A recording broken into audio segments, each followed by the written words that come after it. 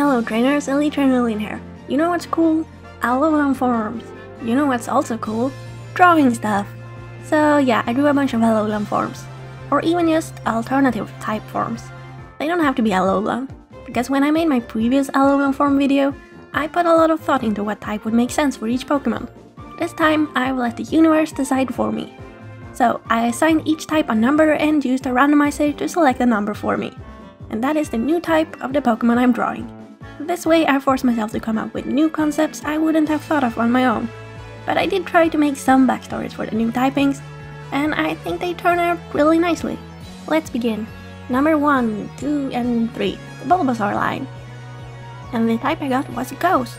First thing that comes to mind is a pumpkin on its back, but I've drawn that before and I've seen that idea like a billion times, so I forced myself to think of something else. The idea was to think of new concepts and not reuse old ones, so using a pumpkin didn't feel right. Instead, I went with a black rose that emits a mist-like aroma which makes you hallucinate. So the idea is that they would live in a dark forest, creating this mist that would hide them and confuse their victims that would wander further into the mist, confused by hallucination, until Venusaur strikes them with their thorn-covered vines. And number 46, the Charmander line. And random type received Fairy. I thought it was funny because of the "Boohoo, Charizard isn't a dragon type" memes. But who needs to be a dragon when you can be a dragon slayer with your fairy type? Revenge! So I went with a really cutesy pink look. Charmander's got tiny wings on its back, looking a bit like a bow. And its fire type is completely gone now, so no fire on its tail. And its evolution is quite straightforward. Charmeleon is bigger and slightly darker in color and has bigger wings. And when it becomes a Charizard, it's gone full fairy with butterfly wings and a much slimmer body than a regular Charizard. Because that makes sense to me, that fairies are kind of delicate in form, does that make sense? But then we have like Slurpuff, which isn't really delicate. Who cares? Let's just kill some dragons. Number 7 to 9, the Squirtle line, and the type is Poison. I started out fairly simple, a mostly regular looking Squirtle, in terms of body shape, but the colors are different, and it's gotten a bunch of spots on its little turtle skin.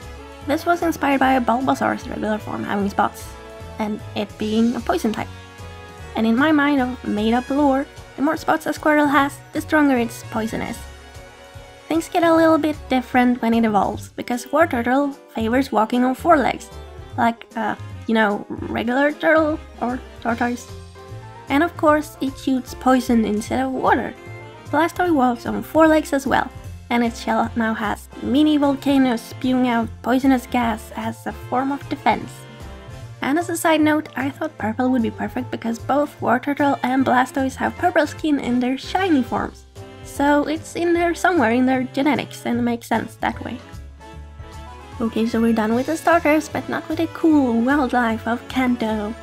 Number 10 to 12 is the Butterfree line, and the type is Fire. Guess who got Charmander's tail fire? Yup, Caterpie did. It's a form of self-defense against bigger bug types. Unfortunately, because they themselves are still also bug type, they end up hurting themselves and others quite often. Metapod is basically a regular Metapod with a slightly different color, cause it's just a motionless shell anyway. It didn't need to change too much. This change is happening on the inside, preparing its second evolution into Butterfree. Butterfree has now gone full fire, and it's got a glowing firefly butt. Because it turns out having your tail on fire wasn't ideal, so they had to change into a better, more sustainable form to keep their fire under control. Over to the second line of Caterpillar, Weedle and its bee family. Number 13 to 15, and the type I got was Rock. This one was kinda tricky for me. I came up with the idea that Weedle started eating rocks and thus evolved to having little claws to dig up and break the rocks more easily. Again, Kakuna is a boring shell stage, so it's kinda just the same, sorry. But on the inside it's processing all the rocks it ate as a Weedle, so when it evolves, its body is made of rocks. And the rock body makes it too heavy to fly.